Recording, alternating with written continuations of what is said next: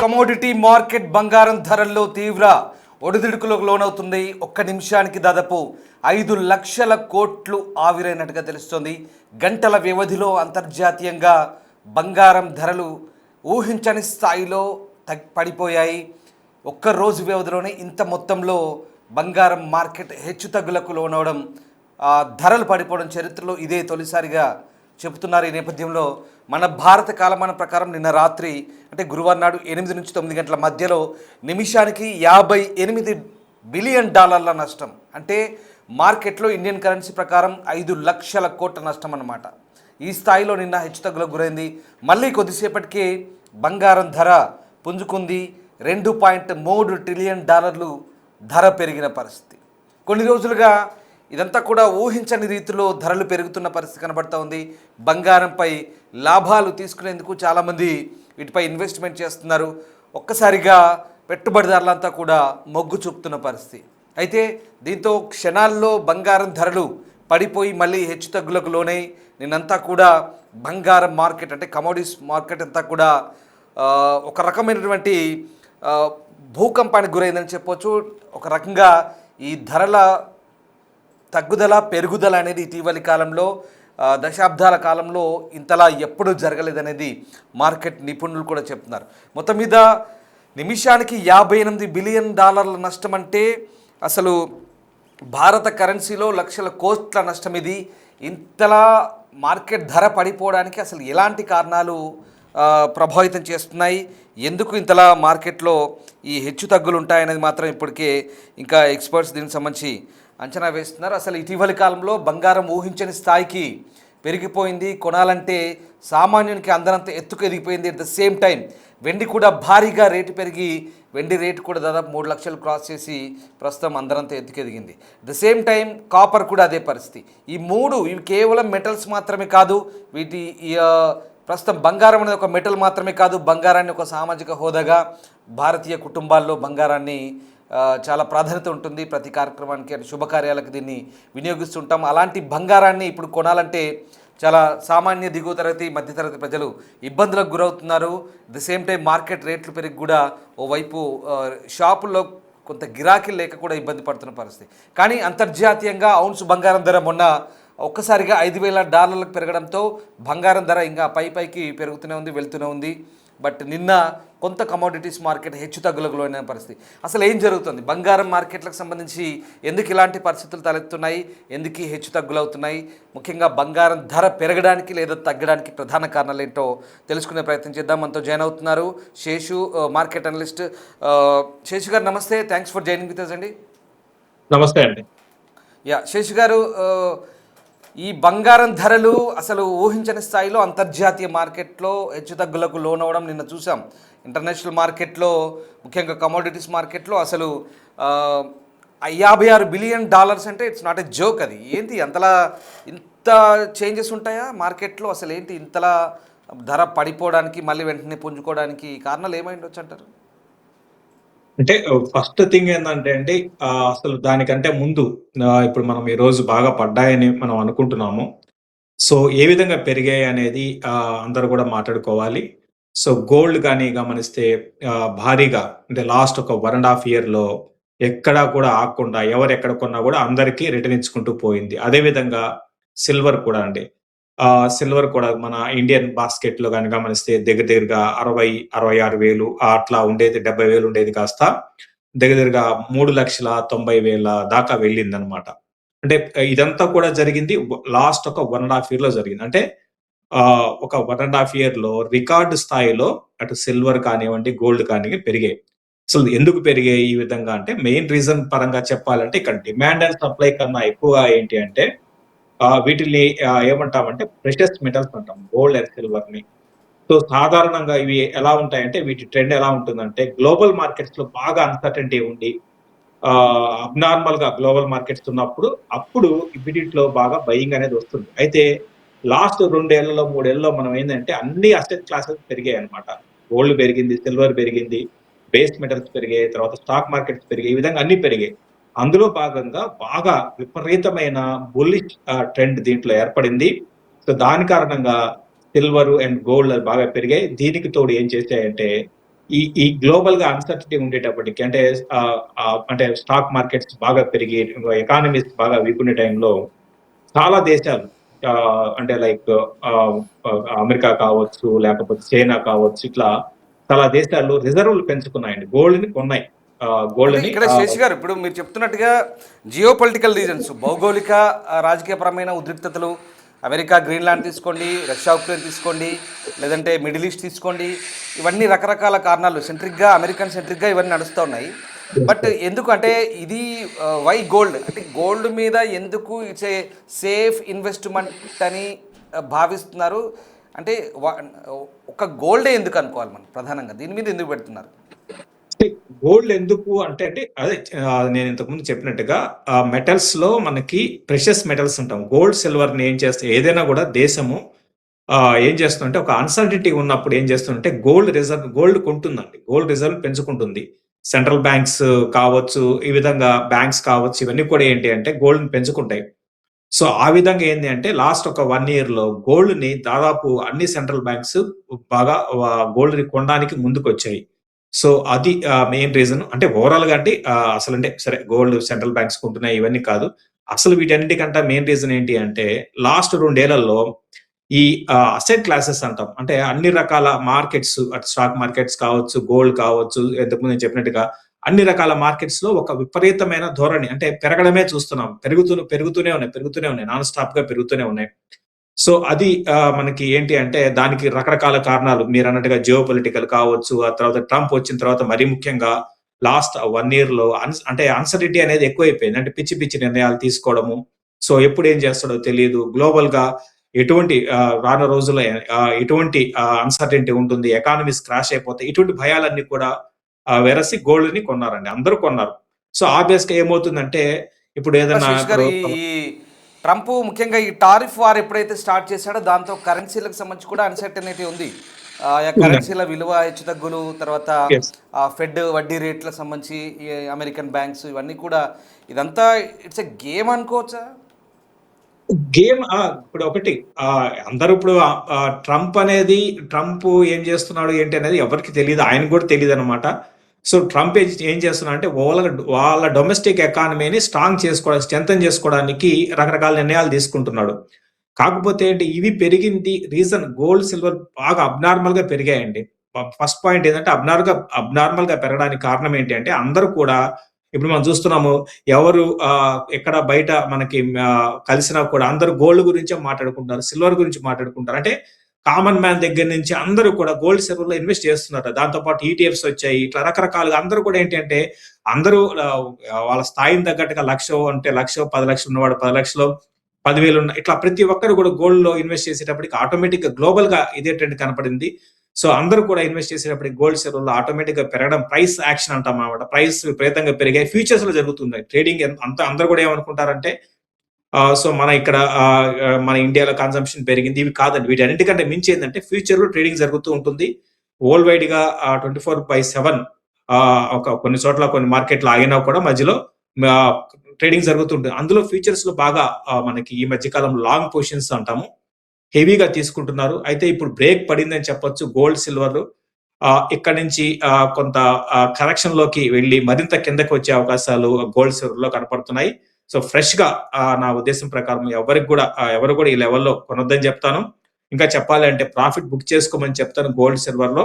అటు ఇన్వెస్ట్ చేసిన వాళ్ళు కావచ్చు, అంటే ఫ్యూచర్స్ లో కావచ్చు, ట్రేడింగ్ చేసిన వాళ్ళు కావచ్చు, తర్వాత ఈటీఎఫ్స్ లో చేసుకునే వాళ్ళు కావచ్చు, అందరిని కూడా ప్రాఫిట్ బుక్ చేసుకోమని చెప్తాను. నిన్న ఎందుకు అంటే ఎవరైతే ఇన్వెస్ట్మెంట్స్ చేసిన వాళ్ళు ఉన్నారో ఇన్వెస్టర్స్, మదుపుదారులు వీళ్ళంతా కూడా నిన్న ఒక్కసారిగా లాభాలు వచ్చాయి వాటి తీసుకునే క్రమంలో ఇమీడియట్గా ఇన్వెస్ట్మెంట్ నుంచి విత్డ్రా అయ్యే క్రమంలో ఇదంతా జరిగిందా నిన్న? ఎందుకంటే కంప్యూటర్ అల్గారిథం ఒక రీజన్ అయితే ఫిజికల్గా బంగారం మీద పెట్టుబడి పెట్టడం, దాన్ని తీసుకోవడం, లాభాలు రాగానే వెనక్కి అనేది ఒక రీజన్ అనుకోవచ్చు. మీరు చెప్తున్న ఈటీఎఫ్ కూడా ఒక కారణమై ఉండొచ్చు. అంటే నిన్న సడన్గా ఇప్పుడు నిన్న 5 లక్షల కోట్లు అంటే నిమిషాల వ్యవధిలో అది మామూలు విషయం కాదు. ఎందుకు అట్లా విత్డ్రా చేసుకున్నట్టు? అంటే విత్డ్రా కాదండి. ఇక్కడ స్టాక్ మార్కెట్లు గానీ, కమాడిటీ మార్కెట్స్ కానీ ఏదైనా కూడా అంతా నిమిషాల్లోనే జరిగిపోతుందండి. డబ్బు రావడము, డబ్బు పోవడం కూడా అంతా కూడా నిమిషాల్లోనే.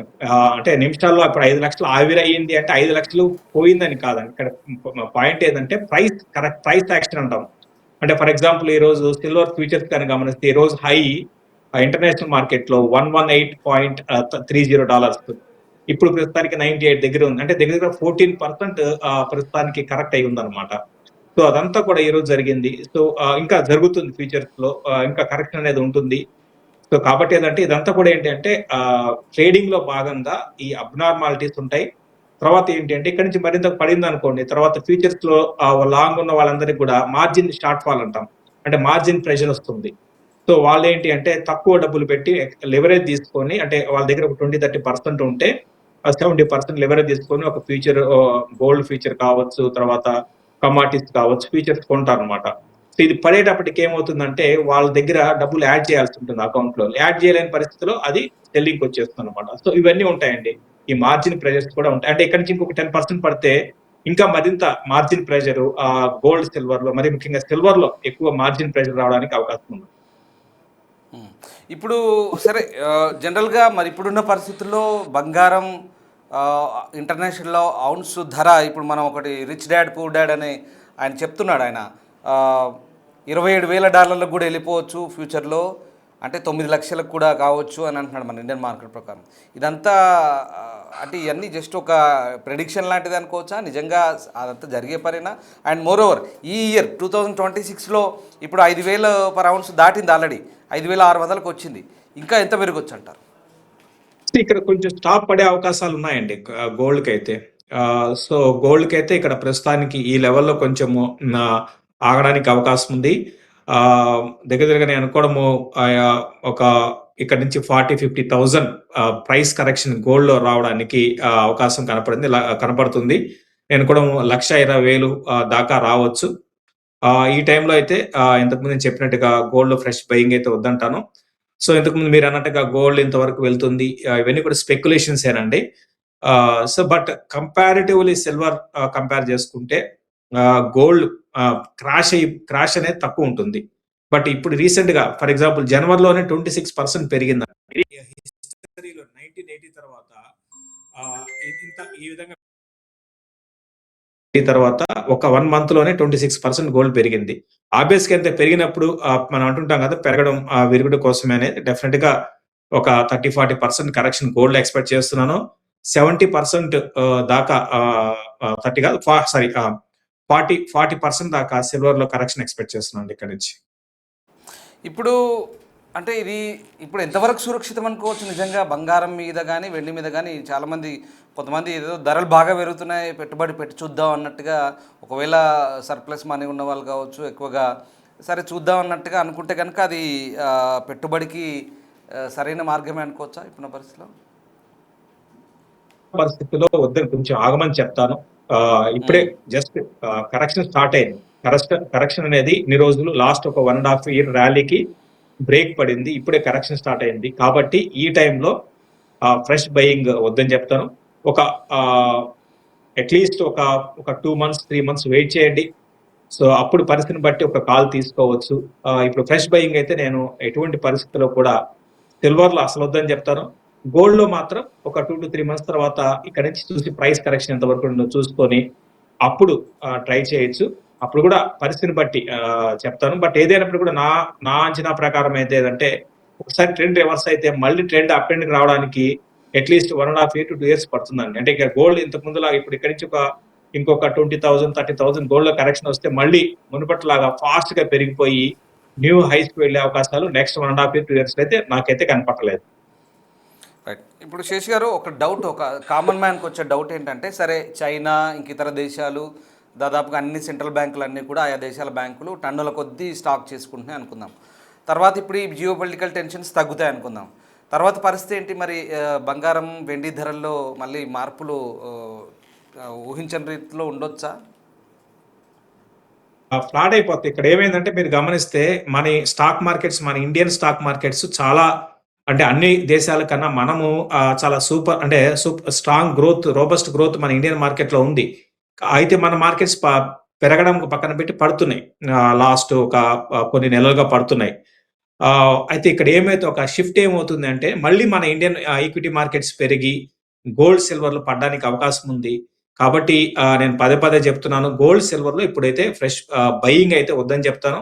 మీరన్నట్టుగా ఒక కామన్ మ్యాన్‌గా ఆలోచించాలి అంటే, కామన్ మ్యాన్ అందరూ కూడా ఏంటి అంటే లాస్ట్ లెగ్‌లో వస్తారండి. కామన్ మ్యాన్ ఎప్పుడు కూడా ఏంది అంటే, ఒక 1 ½ ఇయర్ బ్యాక్ గోల్డ్ ఫ్లాట్‌గా ఉన్న టైంలో ఎవరు కొనుండరు. అందరూ లాస్ట్ ఒక 2, 3 నెలల్లో కొనుంటారు. వీళ్ళు ఇరుక్కుపోతారు. అందుకనేందంటే, ఎప్పుడు కూడా పెరుగుతున్నప్పుడు మనం ఏం చేయాలంటే, బాగా అబ్నార్మల్‌గా ఏదైనా స్మార్ట్ వర్క్ చేసి ప్రాఫిట్ బుక్ చేసుకోవాలి. అబ్నార్మల్‌గా పెరిగినప్పుడు లాస్ట్ కొన్ని రోజులకి అదే జరిగింది కదా! ప్రాఫిట్ బుక్ చేసుకోవాలి. మళ్ళీ రేపొద్దున అందరూ ఇంకా పడుతుంది అనుకున్న టైంలో కొనాలండి. ఏదైనా ఇట్లే ఉంటుంది ఇన్వెస్ట్‌మెంట్ అనేది. అంతేగాని అందరూ కొంటున్నారని చెప్పి మనం కొనడం కాదు. చూడండి, ఇప్పుడు రీసెంట్‌గా లాస్ట్ ఒక 1 వీక్, 10 డేస్‌లో కొన్న వాళ్ళందరూ ఇరుక్కుపోయి ఉంటారన్నమాట గోల్డ్, సిల్వర్‌లో. ఇంకా నేను అనుకోవడము ఇంకా ఇది జస్ట్ స్టార్ట్ అయింది కరెక్షన్. ఇంకా గోల్డ్, సిల్వర్‌లో ఇంకా పడతాయండి. రేపటి నుంచి ఇంకా ఎక్కువ పడడానికి కూడా అవకాశాలున్నాయి. ఇప్పుడు 1,74,000 పైన ఉందనుకోండి, ఫర్ ఎగ్జాంపుల్ ఒక తులం బంగారం. ఇప్పుడు సపోజ్ నా దగ్గర ఒక 10 తులాలు ఉంది, నేను అమ్మడానికి వెళ్తాను. అమ్మడానికి వెళ్ళినప్పుడు ఈ బయ్యర్స్ ఎవరైతే ఉన్నారో కేవలం పెద్ద స్థాయిలో కొనుక్కునే వాళ్ళకే ఈ ధరలకు సంబంధించినటువంటి అవగాహన ఉంటుంది కాబట్టి వాళ్ళు దాన్ని చూజీగా చాలా సెలెక్టివ్గా తెలివిగా తీసుకుంటారు. మరి ఇప్పుడు కామన్ మ్యాన్ ఒక ఆయన ఒక 10 తులాలు బంగారం అమ్మడానికి వెళ్తే ఈ రేట్ ఇస్తారా సపోజ్? అంటే ఇప్పుడు అంటే మీరు ఎక్కడ బయట షాపుల్లో అమ్మాలని అనా అండి మీరు? ఇప్పుడు ఒక ఒక కామన్ మ్యాన్ డౌట్ అది. ఇప్పుడు ఒక 10 తులాలు బంగారం ఉందనుకోండి, ఆయన 50,000 కొనుక్కున్నాడు గతంలో. ఇప్పుడు 1,74,000 దాటింది. అమ్మడానికి పోతే ఇప్పుడు అతనికి కొనేవాళ్ళు మామూలుగా షాపుల్లో ఆ రేట్ ఇస్తారా ఇప్పుడు ఉన్నదాని ప్రకారం? ఇప్పుడు అంత అంత లావాదేవీ అవుతుందా కామన్ 10, 20 తులాల వాళ్ళకి అట్లా? అదే 24 క్యారెక్టర్ దాన్ని బట్టి ఉంటుంది. అంటే క్వాలిటీని బట్టి ఉంటుంది అది. సో, డెఫినిట్‌గా కొంచెం వేరియేషన్ అయితే ఉంటుందండి. 100% ఇప్పుడు ఒకటి ఎంసీఎక్స్‌లో ఉన్న ప్రైస్ వేరు. బయట మనకి షాపులో ఉన్న ప్రైస్ వేరండి. ఎంసీఎక్స్‌లో ఉన్న ప్రైస్‌కి మనం అమ్మలేము బయట షాపుల్లో. కాబట్టి షాపులనేది ఏదంటే ఆ రోజుకి ఆ రోజు ఒక ప్రైస్ అనేది నిర్ణయించబడుతుంది. దానికి వాళ్ళు మీరన్నట్టుగా కామన్ మ్యాన్ వాళ్ళ దగ్గర బంగారాన్ని ఆ షాప్‌లో వాళ్ళకిచ్చేసి క్యాష్ చేసుకోవచ్చనమాట. కొంచెం వేరియేషన్ ఉంటుంది. ఎగ్జాక్ట్‌గా ఎంతుంటుందని చెప్పలేము. దాన్ని బట్టి ఉంటుంది. అయితే ఎంసీఎక్స్‌లో ఉన్న ప్రైస్‌కి మాత్రం ఎంసీఎక్స్‌లో ఉన్న ప్రైస్ ఏందంటే ఓన్లీ ఫ్యూచర్స్‌లో ఉన్న వాళ్ళు మాత్రమే మన ఇండియన్ బాస్కెట్ ప్రైస్ అనమాట అది. వాళ్ళు మాత్రమే సెల్ చేయగలుగుతారు. అంతేగాని ఈ ఈ ఈ విధంగా ఉన్న గోల్డ్ మనం అంటే మన దగ్గర ఉన్న ఫిజికల్‌గా ఉన్న గోల్డ్ ఎంసీఎక్స్ ప్రైస్‌కైతే రాదండి. హ్మ్.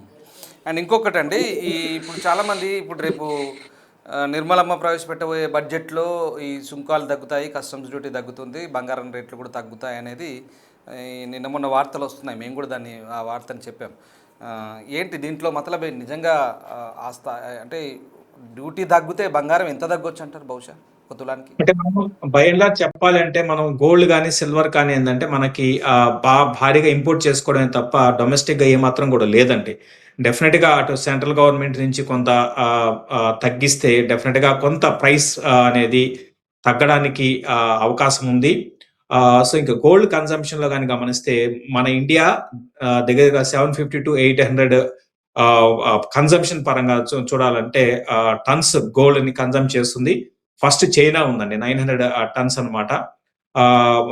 ఈ మధ్య కాలంలో మన ఇండియా బాగా కన్జంప్షన్ అనేది గోల్డ్ బాగా పెరిగింది. అంటే కామన్ మ్యాన్ మీరన్నట్టుగా కామన్ మ్యాన్ అంటుంటారు గదా! సో, ఎక్కువగా వాడకం ఉంది.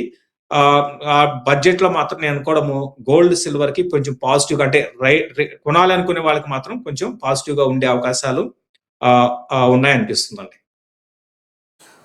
రైట్. ఇప్పుడున్న పరిస్థితుల్లో వాస్తవానికి ఇప్పుడు మళ్ళీ పెళ్ళిళ్ళ సీజన్ కూడా వచ్చే దగ్గరలో ఉంటుంది కాబట్టి సరే అఫ్కోర్స్ శుభకార్యాలకు ఎప్పటికైనా దీనికి పర్టికులర్ సీజన్ అని కాదు, కొనాలనుకునే సందర్భంలో మరి ఎంత తెలివిగా ఆలోచించి కొనాలి? ఇప్పుడు ఒక పెద్ద మొత్తంలో కొనాలనుకోండి, 10, 20 తులాలు కొనాలనుకోండి, ఇంకా అంటే కొద్దిగా ఎవ్రీడే అబ్జర్వేషన్ చేస్తూ ఒక వారం రోజుల వ్యవధి టైం చూసుకొని ఎప్పుడు ఎలా ఉందో అని చూసుకొని కొనాల్సిన అవసరం ఉందంటారా కామన్‌గా? డెఫినిట్‌గా ఉందండి. మామూలు టైంలో అయితే అంత డే టు డే బేసిస్‌లో చూడాల్సిన అవసరం లేదు. ఇప్పుడున్న పరిస్థితిలో ఒకే రోజు 7%, 8% వేరియేషన్ వచ్చినప్పుడు మీరు క్వాంటిటీ తక్కువ కొన్నా కూడా చాలా ఎక్కువగా కనపడుతుంది. అంటే మన ప్రైస్ పరంగా మనకి లాభం ఉంటుంది కాబట్టి, కొంచెం తగ్గినా కూడా మనకి ఎంతో కొంత లాభం ఉంటుంది కాబట్టి కీన్‌గా అబ్జర్వ్ చేయమని చెప్తాను. ఆవేశపడిపోయి ఈ రోజుకి ఈ రోజు బాగా పడింది కదా అని చెప్పేసి ఈ రోజుకి ఈ రోజు గోల్డ్ మొత్తం అంటే వాళ్ళు 10,00,000 కొనాలనుకుంటే 10,00,000 గోల్డ్ ఈ రోజే కొనాల్సిన అవసరం లేదు. ఫిజికల్‌గా వెయిట్ చేయమని చెప్తాను. సో, ఒకటి గుర్తుపెట్టుకోండి. ఎప్పుడు కూడా ఏంటి అంటే స్టాక్ మార్కెట్స్ అయినా, తర్వాత కమోడిటీ మార్కెట్స్ అయినా ఇవన్నీ కూడా ఎలా ఉంటాయంటే అతిగా బిహేవ్ చేస్తాయన్నమాట. ఏదైనా అతే. పెరిగినా అతిగా ఉంటుంది. పడినా కూడా అతిగా ఉంటుంది. సో, ఇప్పుడు పడ్డంలో అతి స్టార్ట్ అయింది. ఇన్ని రోజులు పెరగడంలో అతి ఉంది. ఇప్పుడు ఇక్కడ పడ్డంలో అతి స్టార్ట్ అయితది. కాబట్టి ఇది జస్ట్ బిగినింగ్, అంటే ఈ రోజే స్టార్ట్ అయింది కాబట్టి కొంచెం వెయిట్ చేద్దాం. ఇంకా ఇక్కడి నుంచి గాని ఇంకా కొంత కరెక్షన్ ఒక 5-6% గోల్డ్‌లో కరెక్షన్ వస్తే ఇంకా కరెక్ట్ కావచ్చు. సిల్వర్ అయితే దగ్గర దగ్గరగా ఇంటర్నేషనల్ మార్కెట్‌లో నేను అనుకోవడము 92 ఆ లెవెల్స్ బ్రేక్ అయితే సిల్వర్ ఫ్యూచర్స్ ఇంటర్నేషనల్ మార్కెట్‌లో చెప్తున్నాను, డాలర్స్ బ్రేక్ అయితే మరింత కిందకి రావడానికి అవకాశం కనపడుతుందండి. రైట్. శశి గారు, ఇప్పుడు సరే ఇదంతా హెచ్చుతగ్గులు, ఈ అతి ఏదైనా మీరు అంటున్నట్టుగా ఎక్కువ తగ్గడం కానీ పెరగడం కానీ ఈ కమోడిటీస్ మార్కెట్ అది అంతా స్టాక్స్ సంబంధించిన అంశం కాబట్టి సామాన్యునికి ఇదంతా పెద్దగా వంట పట్టకపోవచ్చు, పెద్దగా తెలియకపోవచ్చు ఏం జరుగుతుందో తెలియదు. పలానా ఇవాళ రేట్ ఎంత ఉంది అనుకున్నప్పుడు ఇంత ఉంది ఇంత లేదు అన్నప్పుడు దాన్ని బట్టి అయ్యో కొనాలా వద్దా అనేది ఒక కొంత భయాందోళనకు గురవుతుంటాడు. ఎక్కువ ఉందంటే తక్కువ ఉందంటే సరే ఏదో మంచిగా ఉంది పోయి కొందాం బేరం బాగుంది అనుకుంటాడు. రైట్. బట్ నేను అడిగేది ఏంటంటే ఇక్కడ ఇప్పుడు ఈ ధరలు అనేవి హెచ్చుతగ్గులు ఇవన్నీ మన గవర్నమెంట్ నియంత్రించేందుకు అసలు ఛాన్స్ లేదంటారా? ఇంటర్నేషనల్ మార్కెట్ని బేస్ చేసుకునే ఇదంతా కూడా ఇక జరిగే ప్రాసెసేనా ఫ్యూచర్లో ఎప్పటికైనా? ఇప్పటికైనా ఆహ్, మన ఏ గవర్నమెంట్ ఈ ప్రైస్‌ని దీన్ని ఐ మీన్ ప్రైస్‌ని నియంత్రణ ఏ గవర్నమెంట్ కాదండి. ప్రపంచంలో ఎవ్వరు కూడా దీన్ని నియంత్రించలేరు. ఇదంతా కూడా ఫ్యూచర్స్‌లో జరిగే మార్కెట్. ఫ్యూచర్స్‌లో ఇట్లే ఉంటుంది. గోల్డ్, సిల్వర్ అని కాదండి. బేస్ మెటల్స్, మనకి అల్యూమినియం కావచ్చు, కాపర్ కావచ్చు, జింక్ కావచ్చు, ఇవన్నీ బేస్ మెటల్స్ అంటారు. ఇవైనా సరే ఇవే కాదు. సో, ఫర్ ఎగ్జాంపుల్ కాఫీ ఉంది. ఇంటర్నేషనల్ మార్కెట్‌లో కాఫీ ఫ్యూచర్స్ ట్రేడింగ్ అవుతుంటుంది. ఆరెంజ్ జ్యూస్ అంటాం, అది ట్రేడింగ్ జరుగుతుంటే మన ఇండియాలో లేవు అవన్నీ. మన ఇండియాలో తక్కువ. మన ఇండియాలో ఏందంటే చిల్లీస్, తర్వాత టర్మరిక్ ఇవన్నీ ఉన్నాయన్నమాట. ఇంటర్నేషనల్ మార్కెట్‌లో ప్రతి దాని ప్రైస్ నిర్ణయించేది ఫ్యూచర్స్ లోనే. కాబట్టి ఏదంటే ఇది గవర్నమెంట్ కాదు. ఇద్దరి మధ్య జరిగే ఒక ఒప్పందం అన్నమాట. ఫ్యూచర్స్ అంటే ఇద్దరి మధ్య ఒక బయర్ సెల్లర్ మధ్య జరిగే ఒప్పందం. మన అందరికి అర్థమయ్యేటట్టు చెప్పాలి అంటే. కాబట్టి ఈ అవును. ప్రైస్‌ని ఎవ్వరు కూడా నిర్ణయించలేరు. దీంట్లో చిన్న వాళ్ళ దగ్గర నుంచి పెద్దవాళ్ళు ఉంటారు. అంటే సెంట్రల్ బ్యాంక్స్ ఉంటాయి, పార్టిసిపేషన్ ఉంటుంది, హెడ్జ్ ఫండ్స్ ఉంటాయి, బిగ్ ఇన్‌స్టిట్యూషన్స్ ఉంటాయి, చిన్న రీటైల్ ఇన్వెస్టర్స్ ఉంటాడు, పెద్ద ఇన్వెస్టర్ ఉంటారు. ఈ విధంగా అందరూ పార్టిసిపేషన్ చేస్తారు. రోజుకి కొన్ని లక్షల కోట్ల టర్నోవర్, ట్రేడింగ్ టర్నోవర్ అంటాం. కొన్ని లక్షల కోట్ల టర్నోవర్ ఇంటర్నేషనల్ పరంగా జరుగుతుంది. కాబట్టి ఇది ఎవ్వరి వల్ల దీన్ని నియంత్రించే అవకాశం అటువంటి అది ఏ గవర్నమెంట్ చేయలేదండి. రైట్. చివరికి ఒక ప్రశ్న అడుగుతాను. ఇప్పుడు కామన్ మ్యాన్ నిజంగా ఒక బంగారం కానీ వెండి కానీ ఇందాక నేను ఇంట్రోలో చెప్పాను, ఇది ఒక కేవలం మెటల్గానే చూడరు, ఇది ఒక సోషల్ స్టేటస్. ముఖ్యంగా ఇండియన్స్కి బంగారం అంటే మన ఆర్నమెంట్స్ అన్న ఇవన్నీ కూడా మనకు అన్ని శుభకార్యాలు వినియోగించుకున్నాయి కాబట్టి ఇది మస్ట్ అండ్ షుడ్గా అయిపోయింది ఇప్పుడు మనకి ప్రతి ఒక్కరికి కూడా. సో ఇట్లాంటి ఈ వస్తువుల్ని మనం ఈ కొనే ముందు బంగారం కానీ వెండి కానీ కొనే ముందు ఇప్పుడున్న పరిస్థితుల్లో ఎలాంటి జాగ్రత్తలు తీసుకోవాలి? మీరు ఇచ్చే సలహా ఏంటి? ఫస్ట్ పాయింట్ ఏందంటే, ఇటువంటి అన్‌సర్టెనిటీ ఉన్నప్పుడు అంటే ఇప్పుడు పడ్డం స్టార్ట్ అయింది కాబట్టి వెయిట్ చేయమని చెప్తాను. ఫస్ట్ పాయింట్ నంబర్ 1 ఒకటి. పాయింట్ నంబర్ 2 ఏందంటే, కొనాలనుకుంటే ఆవేశపడిపోయి మొత్తం ఒకేసారి కొనకండి. స్లోగా అక్యుములేట్ చేసుకోండి. ఎందుకంటే లాస్ట్ ఒక 1 ½ ఇంకా చెప్పాలంటే 2 ఇయర్స్ నుంచి పెరుగుతూ ఉన్నాయి. సో, అది కూడా అబ్‌నార్మల్‌గా పెరిగింది. ఇంత అబ్‌నార్మల్‌గా పెరిగినప్పుడు 30-40% గోల్డ్‌లో కరెక్షన్ ఎక్స్‌పెక్ట్ చేస్తున్నాను నేను. అదేవిధంగా సిల్వర్‌లో అయితే 40% కరెక్షన్, ఇంకా కూడా కరెక్షన్ రావడానికి అవకాశం ఉంది. కాబట్టి ఇవన్నీ దృష్టిలో పెట్టుకొని ప్రస్తుతానికి ఫ్రెష్ బయింగ్ అయితే రెండిటికి, గోల్డ్ గాని, సిల్వర్ కానీ ఆపండి. మీరన్నట్టుగా ఇక గోల్డ్ అంటే మన ఇండియాలో ఎలా ఉంటుందంటే బాగా చాలా క్రేజీగా ఉంటుంది. గోల్డ్ ఖచ్చితంగా. ముఖ్యంగా ఎక్కువ మంది ఏందంటే గోల్డ్ ఆర్నమెంట్స్ ధరించడం అనేది జరుగుతూ ఉంటుంది. సో, వాళ్ళకి అంటే తెలుసో తెలవకో వాళ్ళు ఆల్రెడీ ప్రతి ఒక్కరికి ఇంట్లో గోల్డ్ ఉంటుంది కాబట్టి వాళ్ళకి మంచి రిటర్న్స్ కూడా వచ్చాయి. అయితే ఫ్రెష్‌గా ఇంకా వాళ్ళు ఇంకా ఆవేశపడిపోయి ఇంకా పెరుగుతుందని చెప్పి న్యూస్‌లు చూసి, అవి చూసి, ఇవి చూసి కొనకండి.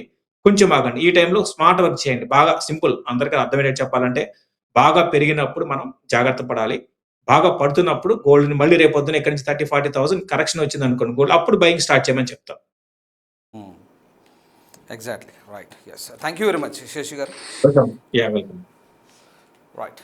ఇది బంగారం వెండి ధరలకు సంబంధించినటువంటి హెచ్చు తగ్గులు ప్రస్తుతం మార్కెట్లో కొనసాగుతున్నాయి. నిన్నంతా కూడా మార్కెట్ సెంటిమెంటు, అలాగే లాభాల స్వీకరణ ఇవంతా జరిగాయి. నిన్నంతా కూడా ఒకసారిగా ఇండియన్ కరెన్సీలో 5 లక్షల కోట్లు పర్ మినిట్ నిన్న ఒకసారిగా మార్కెట్ అంతా కూడా బంగారం ధర తగ్గింది, మళ్ళీ వెంటనే హెచ్చు తగ్గులయ్యాయి.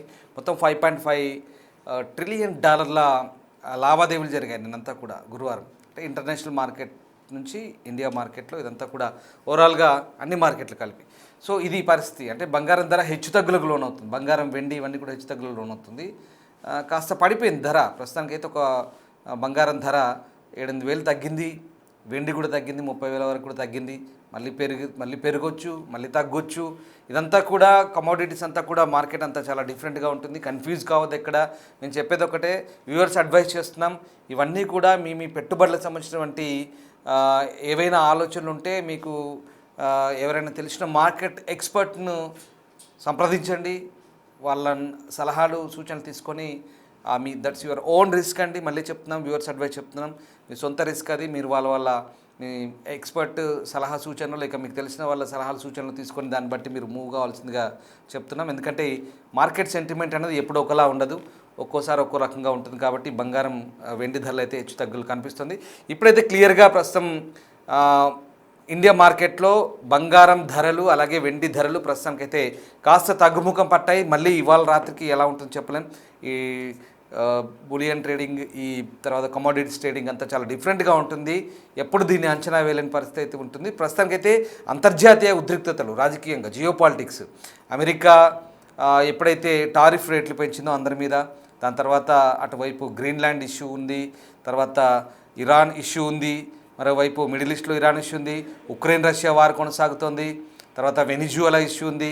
ఇట్లా ఇష్యూస్ అన్నీ దీన్ని బేస్ చేసుకొని ఒక్కసారిగా ఆ టెన్షన్స్ ఏవైతే ఉన్నాయో, ఆ ఉద్రిక్తతలు ఏవైతే ఉన్నాయో ఈ ధరల హెచ్చు తగ్గుల కారణం కనిపిస్తుంది. ముఖ్యంగా అన్ని ప్రధాన దేశాలకు సంబంధించిన సెంట్రల్ బ్యాంకులు, రిజర్వ్ బ్యాంకులు అన్నీ కూడా టన్నులు బంగారాన్ని, వెండిని కొనిపెట్టుకుంటున్నాయి, స్టాక్ చేసుకుంటున్నాయి. మన పక్క దేశమైన చైనాలో అయితే ఇక లెక్కలేదు. భయంకరంగా వెండి, గోల్డ్ను విపరీతంగా స్టాక్ చేసి పెట్టుకుంటున్నారు మార్కెట్ అంతా కూడా. ఫ్యూచర్లో దాన్ని అంటే ఇదంతా మార్పిడి విధానంగా పనికొస్తుందని.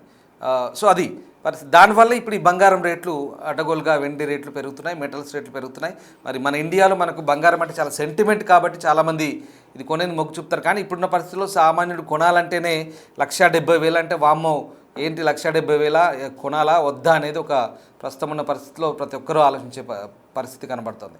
సో ఆలోచించుకొని జాగ్రత్తగా బంగారం కొనే ముందు, దాని మీద ఇన్వెస్ట్మెంట్ చేసే ముందు కాస్త జాగ్రత్తగా మార్కెట్ ఒడిదుడుకులను చూసి దానికి అనుగుణంగా కొనుగోలు కానీ అమ్మకాలు కానీ చేస్తే ఏదైనా బాగుంటుందనేది ఎక్స్పర్ట్స్ చెప్తున్నటువంటి సూచన. Thank you very much.